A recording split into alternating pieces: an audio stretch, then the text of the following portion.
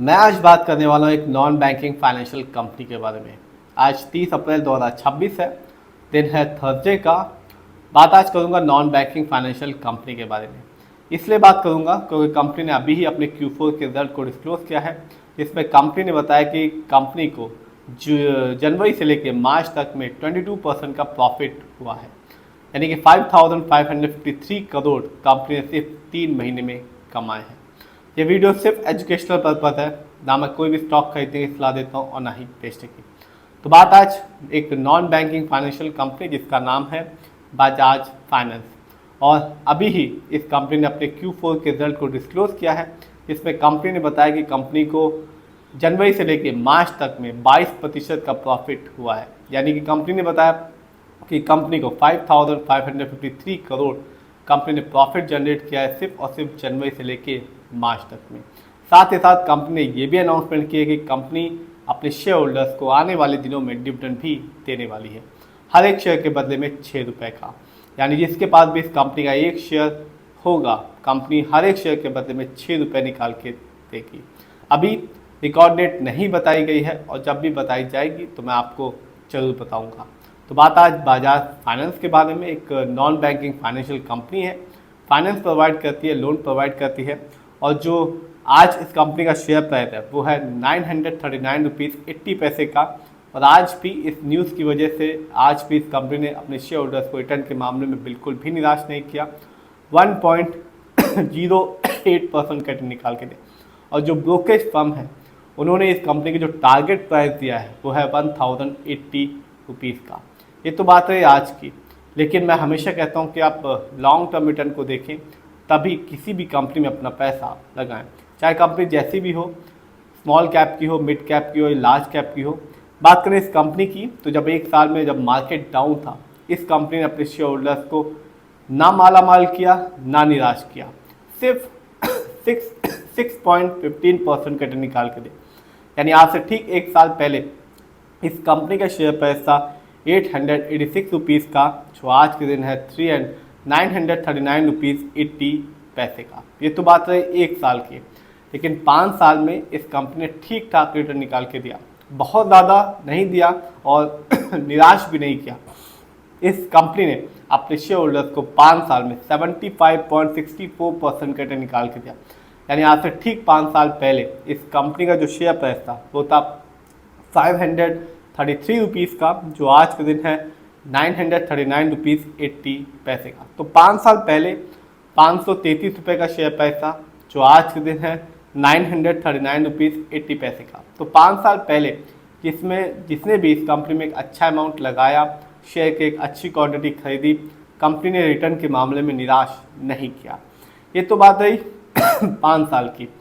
Overall देखूं तो company ने अभी तक अपने शेयर होल्डर्स को 18,400% का रिटर्न निकाल के दे चुकी है। यानी 2002 में इस कंपनी के शेयर पर सिर्फ 4 रुपये का था, जो आज के दिन 939 रुपीज़ 80 पैसा बन गया है। तो 4 रुपये से 1,000 रुपये के आसपास इस कंपनी के शेयर पर आ गया है। जिसने भी लॉन्ग टर्म के हिसाब से इस कंपनी को चुना होगा, 20-22 साल के लिए पैसा लगा के छोड़ दिया, कंपनी ने रिटर्न के मामले में एक शानदार रिटर्न निकाल के दिया है। ये तो बात है रिटर्न की। जानते हैं इस कंपनी के स्टॉक के परफॉर्मेंस को। तो जो हाईएस्ट शेयर प्राइस गया वो था 1,102 करोड़ का, जबकि लोएस्ट शेयर प्राइस आया 787 रुपीज़ 90 पैसे का। बता चुका हूँ कि कंपनी आने वाले दिनों में अपने शेयर होल्डर्स को डिविडेंड देगी, हर एक शेयर के बदले में 6 रुपये का। अभी रिकॉर्ड डेट नहीं आई है, और जब भी आएगी तो मैं आपको बताऊँगा। इवेंट्स पर नज़र डालते हैं तो 2025 में इस कंपनी ने अपने शेयर होल्डर्स को फ्री में शेयर दिए। एक बार कंपनी ने अपने स्टॉक को स्प्लिट किया 1:2 के रेशो में, यानी कि जिसके पास भी इस कंपनी का एक शेयर था, कंपनी ने 2 एक्स्ट्रा फ्री में शेयर दिए।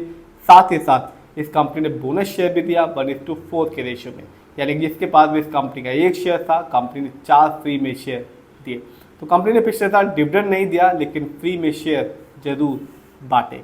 ये तो बात है कंपनी की जो इवेंट्स की, हाईएस्ट और जो लोएस्ट शेयर प्राइस की, और कंपनी के रिटर्न की। जानते हैं इस कंपनी के फंडामेंटल्स को। तो जो कंपनी का मार्केट कैप है वो है 5,78,983 करोड़ का। ये कंपनी लार्ज कैप की है, क्योंकि मार्केट कैप 20,000 करोड़ के ऊपर का है। पीबी रेशियो 5.61 है, शेयर मार्केट में एक अच्छा पीबी रेशियो कहलाता है 1 या तो बिलो 3। इंडस्ट्री पी 19.74 है, शेयर मार्केट में एक अच्छा इंडस्ट्री पी होता है 20 से लेकर 25 के बीच में। ये बताता है कि जो कंपनी के स्टॉक है मार्केट में कैसा परफॉर्म कर रहा है। डेट टू इक्विटी 3.85 है, थोड़ा बहुत लोन कर्ज है इस कंपनी पे। आरओई 17.73% है, अच्छा खासा है क्योंकि शेयर मार्केट में एक अच्छा आरओई कहलाता है 15% से लेकर 20% के बीच में। आरओई ये बताता है कंपनी शेयर होल्डर्स के पैसे को कैसे इस्तेमाल कर रही है। यदि सही से करती है तो आगे चल के फ्यूचर में एक अच्छा रिटर्न देख पाता है एक शेयर होल्डर। यदि कंपनी सही प्रोजेक्ट्स में पैसा नहीं लगा पाती तो रिटर्न पाने की जो पॉसिबिलिटीज होती है वो कम हो जाती है। ईपीएस 29.43 है, कम है क्योंकि शेयर मार्केट में एक अच्छा ईपीएस कहलाता है 80 और उससे ज़्यादा का। ईपीएस ये बताता है कंपनी ने लास्ट 12 महीने में कितना कमाया। डिविडेंड यील्ड 0.64% है, शेयर मार्केट में एक अच्छा डिविडेंड यील्ड कहलाता है 2% से लेकर 6% के बीच में। हाई डिविडेंड यील्ड अच्छा माना जाता है।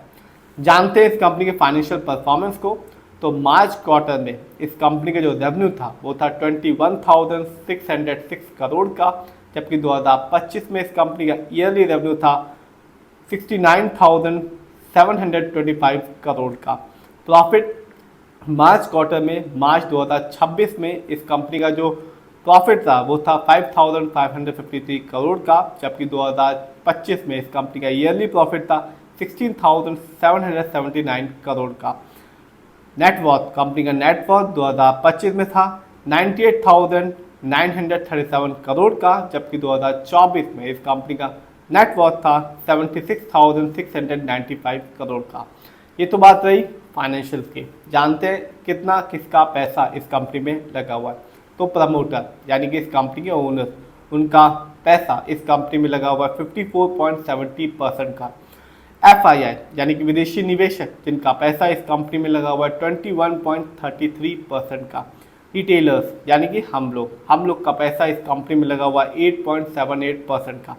म्यूचुअल फंड का पैसा इस कंपनी में लगा हुआ है 8.76% का। DII का पैसा इस कंपनी में लगा हुआ है 6.42% का। तो कंपनी का शेयर होल्डिंग पैटर्न अच्छा खासा है क्योंकि प्रमोटर की होल्डिंग सबसे ज़्यादा है।